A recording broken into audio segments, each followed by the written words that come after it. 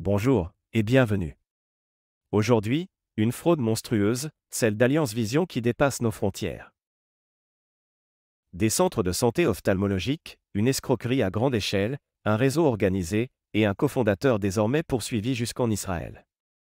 Voici l'histoire méconnue du scandale Alliance Vision, une fraude tentaculaire à l'assurance maladie française. Comme toujours, voici les sources du contenu.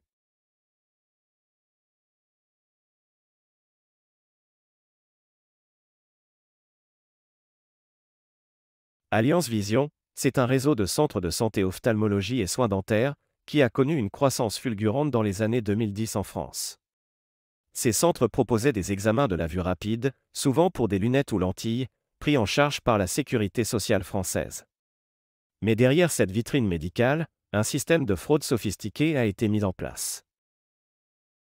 Le principe étant de facturer à la Sécurité sociale des actes médicaux fictifs, des consultations non réalisées ou surfacturées, parfois en utilisant les données de patients sans leur consentement.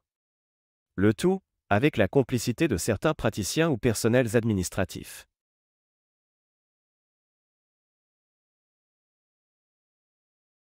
En 2021, l'assurance maladie commence à détecter des anomalies de facturation. Une enquête est ouverte puis confiée à l'Office central de lutte contre le travail illégal. Le dossier est explosif. En juin 2023, 7 personnes sont mises en examen pour escroquerie en bande organisée, blanchiment et exercice illégal de la médecine. Le préjudice constaté est de 7,8 millions d'euros déjà identifiés, mais l'estimation totale pourrait atteindre 21,5 millions d'euros.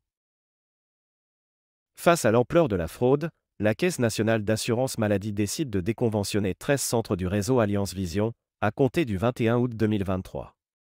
Cela signifie que les patients qui fréquentent encore ces centres ne seront plus remboursés, ou seulement à hauteur de 1,22 € pour une consultation à 30 €. Une sanction rare.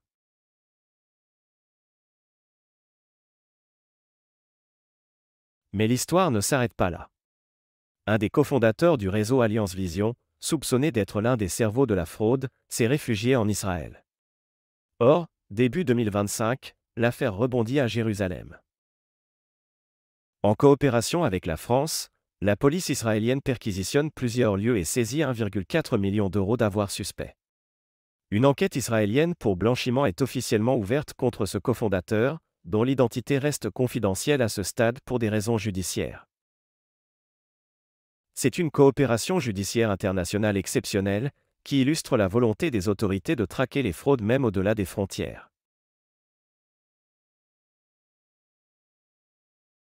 Ce scandale met en lumière plusieurs faiblesses du système français. La carte vitale actuelle, facile à dupliquer, à prêter ou à utiliser frauduleusement. Des centres de santé privés qui profitent du statut associatif pour contourner les contrôles. Un manque de vérification sur les actes médicaux remboursés, notamment dans les soins ophtalmologiques.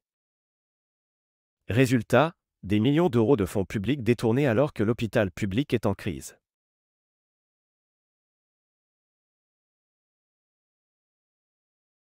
La fraude sociale, qu'elle vienne de centres dentaires, de retraites versées à l'étranger ou de soins fictifs, coûte entre 6 et 8 milliards d'euros par an selon la Cour des comptes. Mais cette affaire montre que l'État français peut agir, et que la coopération internationale fonctionne, même dans des cas sensibles. Il est temps d'exiger plus de transparence, une carte vitale biométrique, et une tolérance zéro pour les réseaux frauduleux. Merci à tous ceux qui ouvrent les yeux sur ces affaires. Ce n'est ni une question de religion, ni de nationalité.